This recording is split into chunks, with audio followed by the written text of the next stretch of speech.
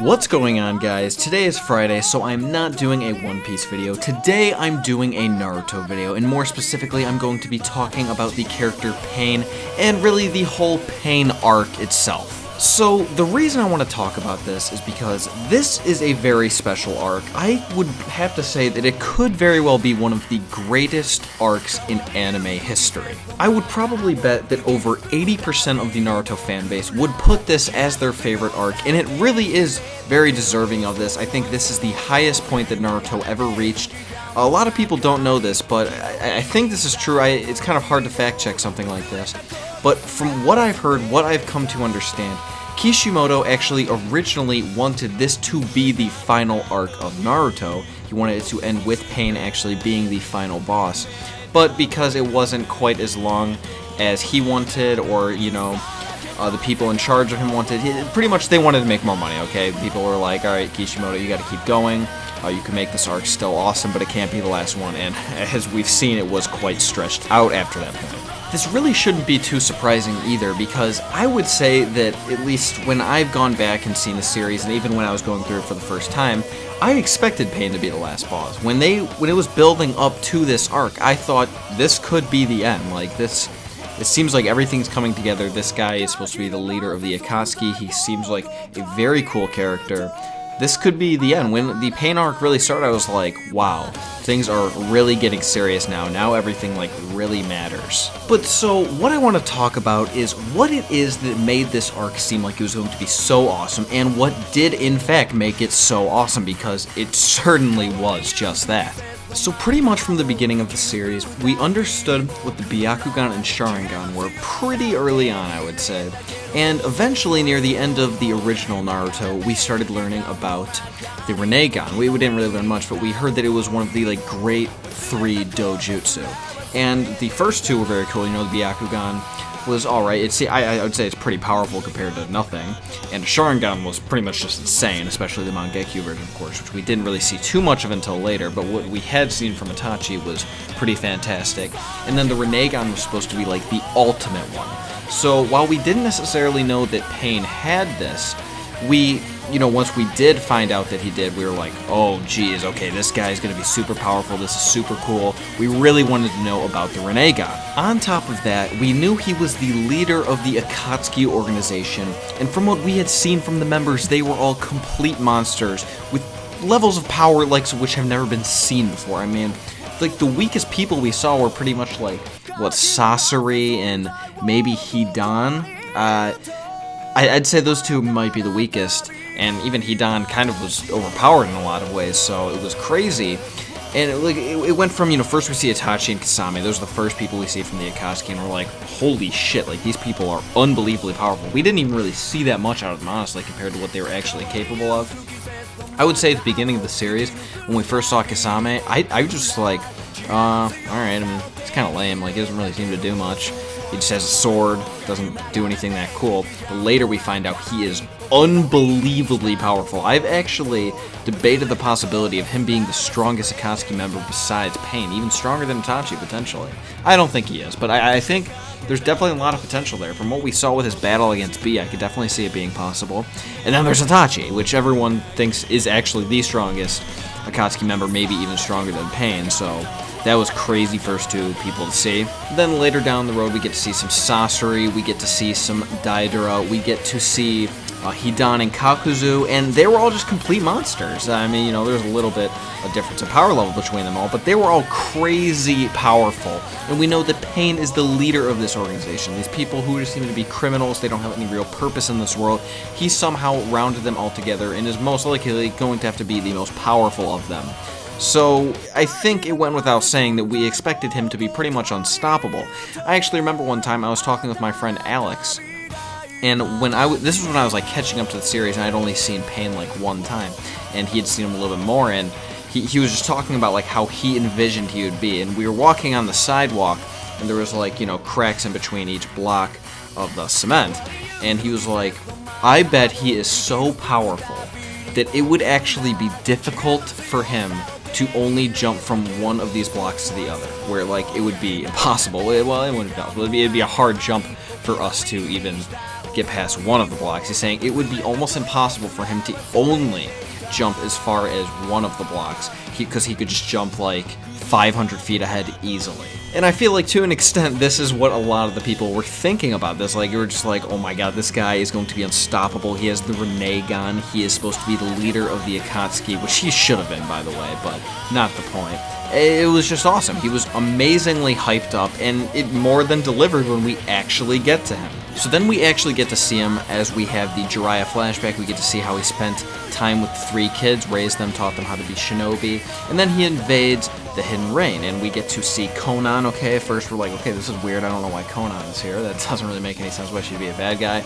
And then we see what Jiraiya originally thought was Nagato, with orange hair for some reason, and then eventually the 6 of them come out and he sees that Yahiko's body is the Tendo path, or the Diva path, I believe it was called. Tendo is what they called the body. And it was just like crazy, because at first we thought it was Nagato, especially because he didn't really deny it or anything, and technically it was Nagato. And then we see Yahiko come out and we're like, okay, what is going on here? This doesn't make any sense, especially based on what we had known about Yahiko at this point. Just, it was not in character for him in the slightest. There were just these 3 guys, or I mean 6 guys with orange hair eventually, and it was weird, and they all wanted to kill Jiraiya, which is totally out of character again for them. And yeah, I mean, Jiraiya was one of the most beloved characters of the series. He ends up dying, one of the first big people to really die, besides Asuma in the series, and that was crazy. It was unbelievable. And then he writes this dying message, okay? And this is only really deciphered right before Pain invades.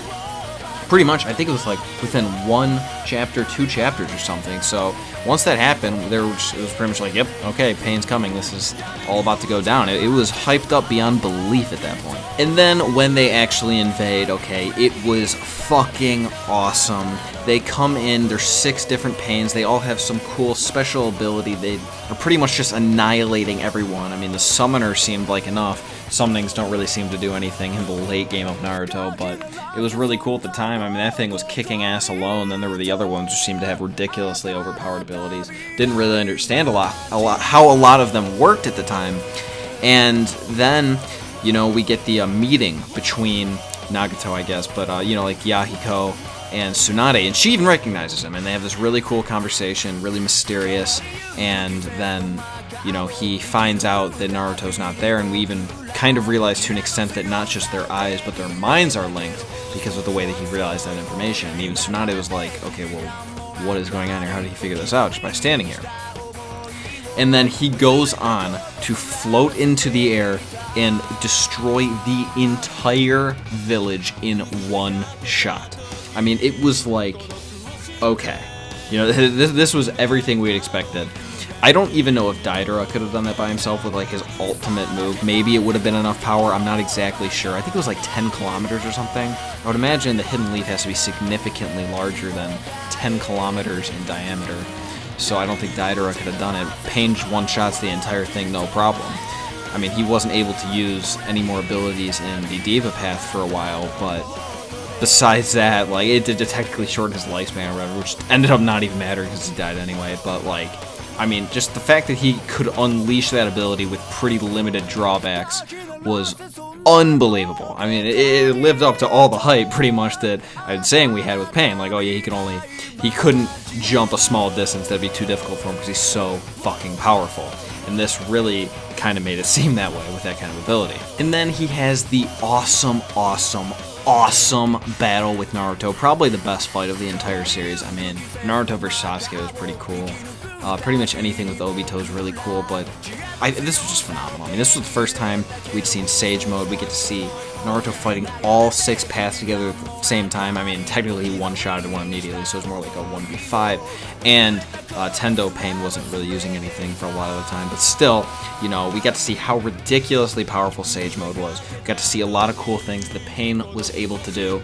And once he actually killed the Grandpa Frog and subjugated Naruto, he delivered pretty much one of the most ridiculous speeches I've ever heard in any series I've ever seen. For a long time, pretty much up until very recently, actually, I considered it the best speech or best scene in any series I'd ever seen. The only things that I think can really even compete with this, I would say, is the speech that Dofi gives on his trip to Impel Down. That's probably the best speech I've ever heard in One Piece. Episode 31 from Attack on Titan Warrior, pretty much the second half of that episode I would call the greatest scene I've ever seen ever, and I don't think anything is ever going to compare with that. I don't see how that could be possible, except something maybe at the end of the series. And the scene with the Sept of Baylor in Game of Thrones. Those are pretty much the best scenes I've ever seen in anything, and I would say besides the Warrior scene, everything is about on par with that Naruto scene. I mean, I'd seen that at a much younger age because those other things are much more recent. So I just, I would constantly go back to that episode. It's episode 165 of Naruto Shippuden, and just rewatch it. Just listen to his speech, his philosophies. I mean, especially like as a kid, which I was at the time, it was like mind-boggling to me. Like this was philosophy on a level I had never seen before. It was so awesome. I just couldn't get enough of it. And Pain was without a doubt my favorite character at the time. I don't really know how many people could not agree with me on that. He was just amazing at that point. And then after that, we even get the bonus of Hinata coming in, showing that she's actually pretty much an awesome character, okay? Everything we could have hoped for her. She completely just sacrifices herself pretty much for no reason. It wouldn't have done anything if it wasn't for the fact that he ended up, well, he thought he killed her. It seemed like he killed her, which honestly she should have been dead at the time, especially since she would have been brought back anyway. It seems kind of stupid that she wasn't killed.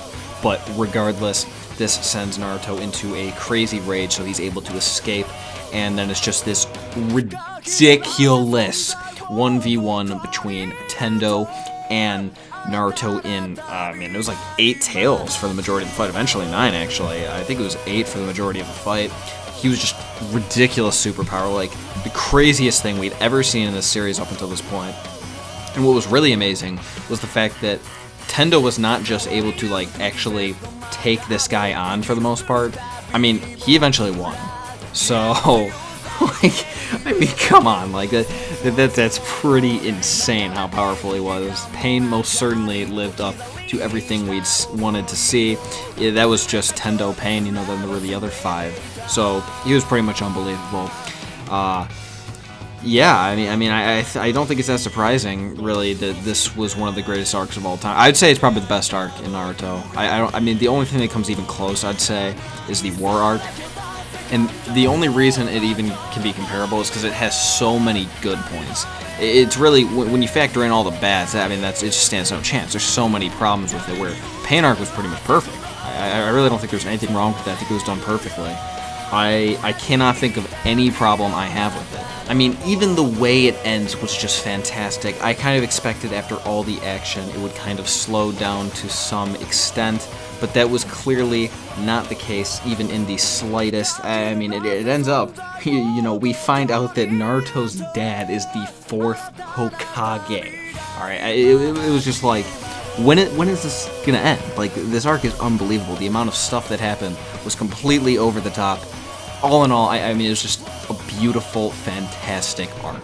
So yeah, that's pretty much all I have to say about this topic, okay? Before everyone clicks off the video, okay, I know everyone likes to click off right at about this time because you can tell that I'm wrapping up. Let me just say, because of the poll I did recently, that I do in fact live stream, okay? Make sure that if you want to see my live streams, that you, next to the subscribe button, you hit the little bell, okay? That'll make it so anytime I upload a video, anytime I go live, it'll instantly tell you that I'm doing that.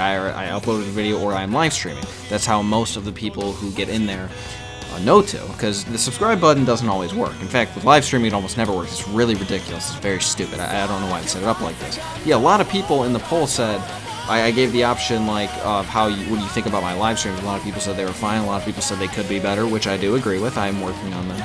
And the most popular answer, actually, was you live stream, which isn't too surprising to me, I guess, but, I mean, the most popular is pretty crazy. I did not know that so many people don't even realize I live stream, despite me saying at the end of most of my videos that I do live stream and I wish more people were there. So, hit that bell, make sure you get in on these live streams, okay? They're super fun. We have One Piece discussions, talk about other anime too if you want, as long as I've seen or read them. yeah, I mean, it's a great time. I want to see more people in there for sure. So yeah, I guess you can click off the video now. Okay. Thank you very much, everyone, for watching. Thank you if you have made it this far. I hope you enjoyed this video. I hope you enjoyed this arc as much as I did. Let me know in the comments what you thought about this arc, what you thought about this video, what kind of videos you'd like to see in the future, specifically on Friday, since today is Friday, what kind of anime you want me to watch, manga, read, whatever. I'm trying to finish My Hero. The end of it is so boring right now. I cannot get through it. I want to make a new My Hero video, but this most recent arc is just so boring. I have like 15 chapters left, and I've been at like 15 chapters left for almost a month now. It's just been so boring. I'm trying to get through it, but I'll keep working on it for you guys. With that all being said, I hope you guys have an excellent night, have a great weekend, and I will talk to you guys on Sunday.